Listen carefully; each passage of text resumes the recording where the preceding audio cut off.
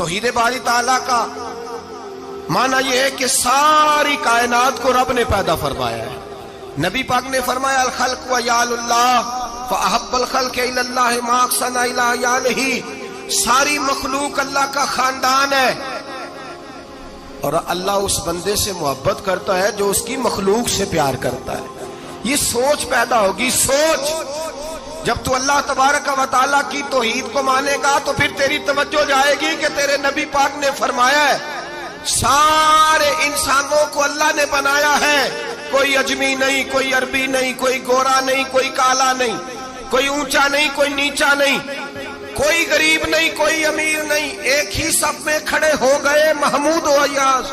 نہ کوئی بندہ رہا نہ کوئی بندہ نواز. بنداؤں صاحبوں محتاج و غنی ایک ہوئے اور تیری سرکار میں پہنچے تو سبھی ایک ہوئے. فرمایا جب تو اللہ کو مانے گا پھر اللہ کی ساری مخلوق سے تو پیار کرے گا اور پھر تو بندوں کی طرف سے بے نیاز ہو جائے. بندے کیا کہتے ہیں, وہ کیا سوچتے ہیں. کوئی تیری تعریف کرے تب بھی پرواہ نہیں, تنقید کرے تب بھی پرواہ نہیں, اس لیے کہ تیری توجہ رب تعالیٰ کی طرف ہو گئی.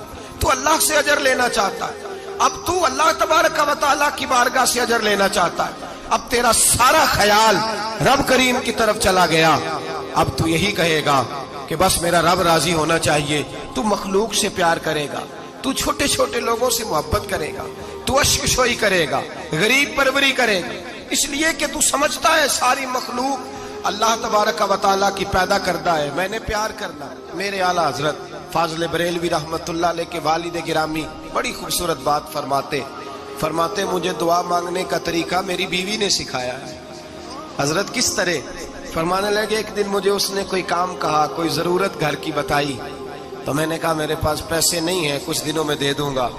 عورتوں کا مزاج ہوتا ہے گھر کے کام انہوں نے بتانے ہوتے. پھر 2-4 دن کے بعد کہنے لگی حضرت وہ ایک کام کہا تھا.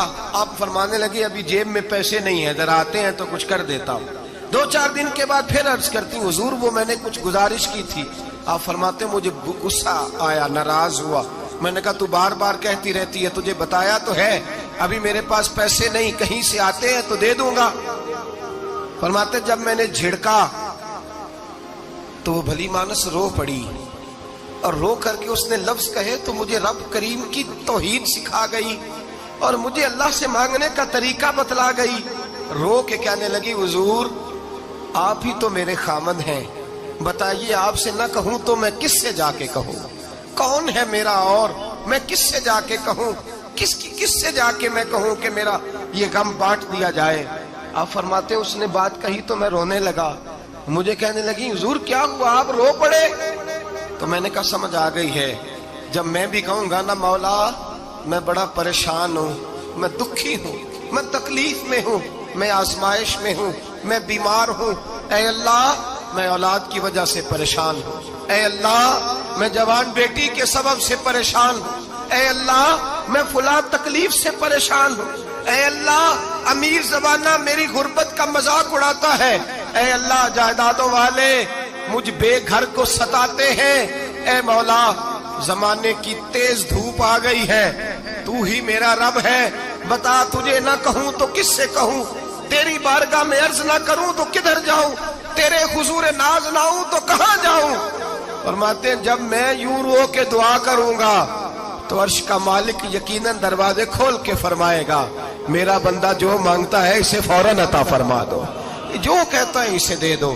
بھائی تو اللہ کی بارگاہ میں جھکے گا, جب تو اللہ کے توحید کا تجھے رزلٹ یہ ملے گا کہ جگہ جگہ جھکنے سے تو معین الملت والدین عطا رسول ہند الولی حضرت خواجہ معین الدین چشتی اجمیری رحمت اللہ تعالی علیہ.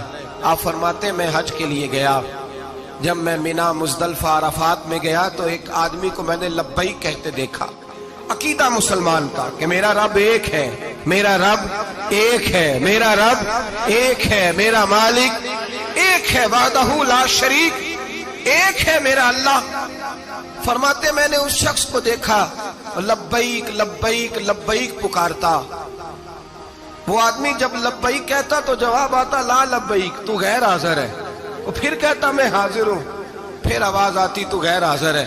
حضرت خواجہ معین الدین اجمیری علیہ رحمہ فرماتے ہیں میں نے مجمع سے بازو پکڑ کے باہر نکالا اور میں نے کہا بھائی تجھے پتا ہے جب تو لبیک کہتا ہے تو جواب آتا ہے لا لبیک، تو غیر حاضر ہے، تجھے پتا ہے؟ اب فرماتے ہیں وہ رو پڑا، کہنے لگا معین الدین مجھے پتا ہے۔ میں نے کہا اچھا؟ کہنے لگا حضور 24 سال بیت گئے، میں ہر سال حج کرنے آتا ہوں، یہ میرا 24واں حج ہے، اور ہر سال آ کے کہتا ہوں لبیک لبیک، میں مصطفیٰ کریم کا وسیلہ لیے حاضر ہوں، لبیک لبیک۔ یہ بے نیاز ہے، ہر سال مجھے کہتا ہے لا لبیک، نہیں تو غیر حاضر ہے، ہر سال کہتا ہے۔ خواجہ صاحب فرماتے ہیں اس کی بات سنی تو میرے وجود کے رونگٹے کھڑے ہو گئے۔